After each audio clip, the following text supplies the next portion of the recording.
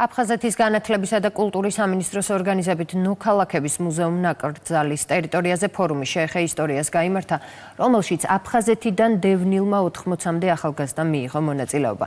ფორუმის სიმულაციურ არქეოლოგიურ გათხრებსა და თემატურ სწავლებებს მოიცავდა, მოეწყო ფოტოკონკურს ამბის გზავნილის მონაწილეთა ნამუშევრების გამოფენა და გამარჯვებულების დაჯილდოებაც.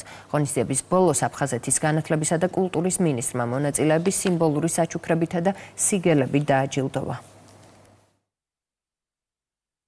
აფხაზეთიდან 80-მდე დევნილ ახალგაზრდას ჩაუტარდა ღონისძიება საქართველოს კულტურულ მემკვიდრეობის ძეგლთა სტატუსის გაცნობის შესახებ. ამ ღონისძიებით იძენენ თვისებას, რომელიც გააცნობს საქართველოს კულტურულ მემკვიდრეობის ძეგლების სტატუსს და მათ შენარჩუნებას, მათ მოულაპატრონობას. ძალიან მნიშვნელოვანი იყო ჩვენთვის ეს ყველაფერი და ძალიან საინტერესო იყო და ასევე მომხრე ვიქნები იმისა, რომ მთელი საქართველოს მასშტაბით განხორციელდეს ეს ყველაფერი, რადგან დღევანდელი რეალობისთვის ჩემი და თუნდაც ჩემზე უფროსი, ჩემზე პატარა ბავშვებისათვის ძალიან მნიშვნელოვანი იქნება ესეთი რაღაცები.